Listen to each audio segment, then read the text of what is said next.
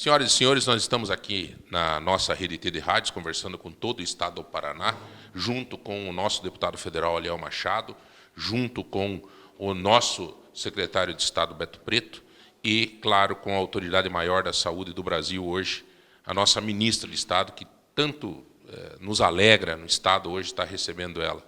Ministra, muito obrigado por estar valorizando o nosso Estado, não só com a sua presença, mas efetivamente com coisas que fazem diferença na vida das pessoas. Obrigado pela sua presença no nosso Estado. Eu que agradeço. Para mim é uma grande alegria estar aqui e ver um trabalho se concretizar, seja o programa Mais Médicos, aqui em Ponta Grossa e no estado do Paraná, que teve uma adesão muito positiva, né, um processo que continua, porque ainda estamos numa fase de sensibilização para um edital de coparticipação, quando os municípios também aderem a estarem participando do esforço de fixar esses profissionais médicos. Então, eu fico na atenção básica, fico muito contente de estar aqui e ver esse trabalho, além do Mais Médicos, também a destinação de quase 8 milhões de reais para a construção do Centro de Reabilitação na Universidade do Estado de Ponta Grossa. Então, são ações que nós pretendemos estar reforçando aqui no Estado. Ministra, um dos problemas assim que eu acho que é importante a gente estar falando hoje, porque se vê muito na internet, né?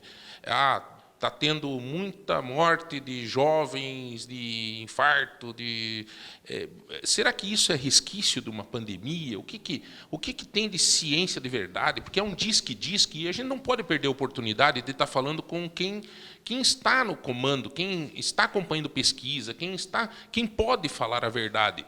Né? Porque as informações, a gente vinha vivendo nesse país uma chuva de informação, de fake news, de desastre da cabeça das pessoas. Qual é a realidade disso? Qual é o pós-pandemia? O que o Ministério está fazendo? O que o Brasil está pensando em relação a isso agora? Na verdade, nós nem podemos falar ainda num pós-pandemia. A gente fala de um pós-emergência sanitária, porque nós ainda temos uma intensa circulação de vírus de Covid-19, suas variantes, e é ainda um vírus de muito recente contato com nós humanos. Então, nós temos que estar estudando, pesquisando e exercendo vigilância. Então, uma das ações do Ministério é exatamente um programa de preparação e resposta para emergências sanitárias. Eu digo assim, nós temos que aprender com o trauma e toda a tragédia que vivemos. Infelizmente, diante dessa tragédia, tivemos uma atitude de negacionismo de governo, na verdade, de abandono, eu diria, da população, que deveria contar com uma política de proteção, ainda mais tendo o SUS, que é um sistema universal, que é um exemplo no mundo. Agora, em relação à situação hoje que nós temos, o que a gente pode dizer? Que a pandemia de Covid-19 ela tem um impacto no câncer, porque as pessoas demoraram a fazer seus diagnósticos, ela teve um impacto em todo o sistema de saúde, mas não há uma relação direta entre mais casos de acidentes ou de problemas cardiovasculares com jovens. O Ministério da Saúde ele tem um boletim epidemiológico que todos podem consultar, tem toda uma área de comunicação que nos dá o quadro dessa situação de saúde no Brasil.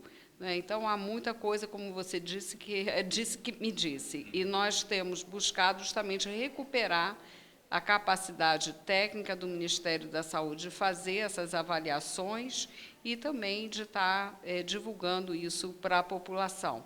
Então, nós temos uma situação que preocupa em termos de represamento de cirurgias e de exames, mas o indicador que eu diria para você, que de fato é incontestável, muito negativo do Brasil e que dobrou nos anos de pandemia, é a mortalidade materna. Né? O que nos leva a pensar numa política também voltada para isso. Nós retomamos com a Rede Cegonha, né, que foi uma iniciativa importante, dos governos do presidente Lula, da presidenta Dilma Rousseff, nós retomamos com essa agenda e queremos qualificá-la para essa situação que nós encontramos hoje.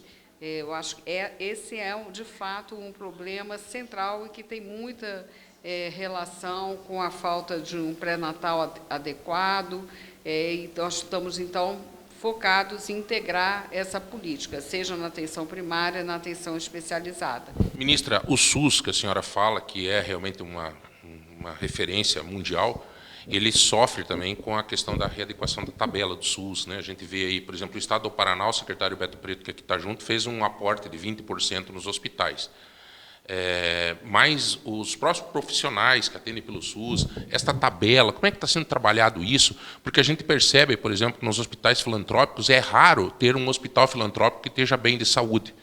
Os hospitais filantrópicos estão passando por necessidade, procuram fazer rifa, ajuda, é o dia a dia dos hospitais filantrópicos.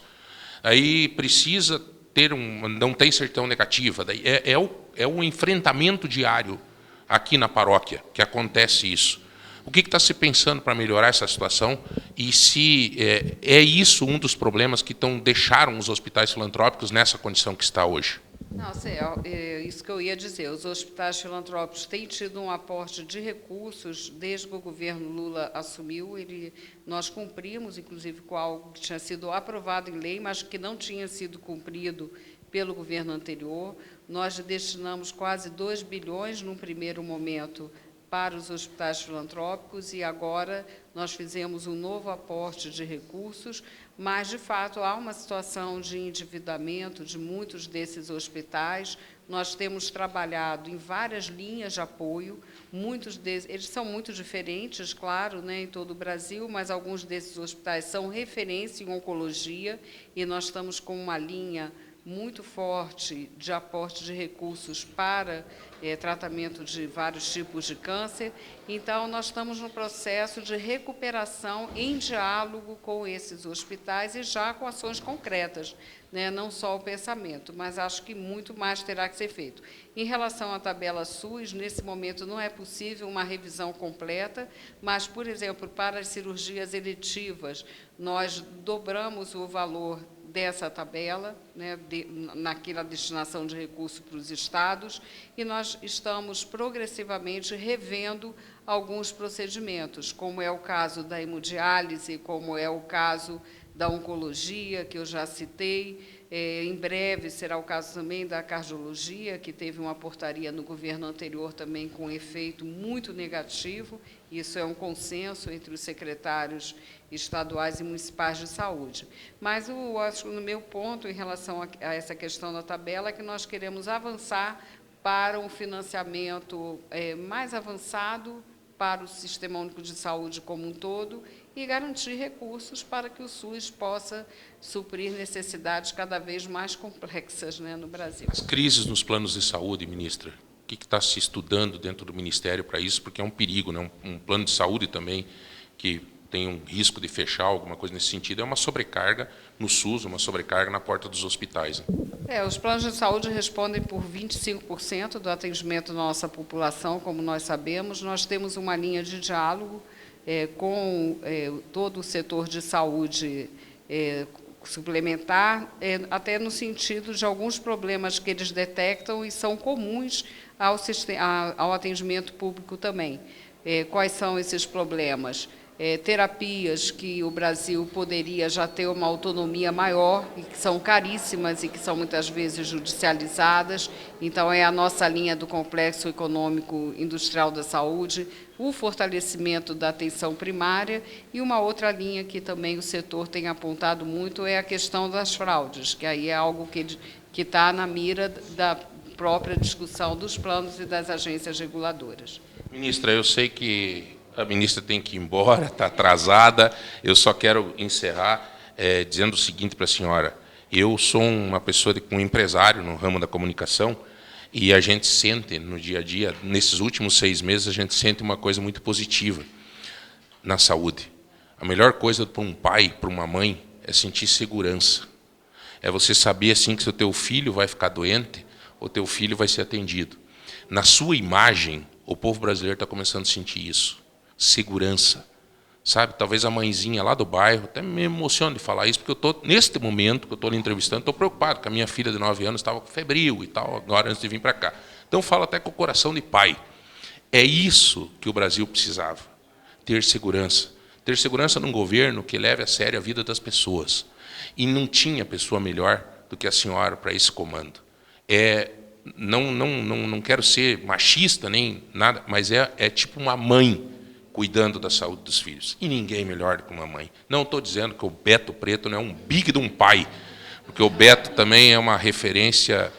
Aliás, eu digo que foi o homem que soube trabalhar numa contramão na pandemia, né? O Estado do Paraná deu exemplo por causa dele. E o governador acertou, porque colocou um técnico para cuidar. E o Lula acertou, porque colocou uma pessoa como a senhora. Então, a senhora nos dá segurança. Segurança aqui no Paraná, no interior, hoje em Ponta Grossa, falando com todo o Estado, e eu tenho certeza segurança nos outros estados brasileiros. Muito obrigado, tá, ministra? Eu que agradeço, quero deixar aqui meu abraço para todos os moradores, todas as mulheres, homens de Ponta Grossa, dizer que, além de mãe, sou avó também, então a gente tem o conhecimento, né, que vem de 2 gerações, no caso, e, na verdade, eu vejo que meu compromisso é um compromisso, sobretudo, com o Sistema Único de Saúde e com a equipe que compõe o governo liderado pelo presidente Lula. É trazer, de fato, cuidado para a população, né?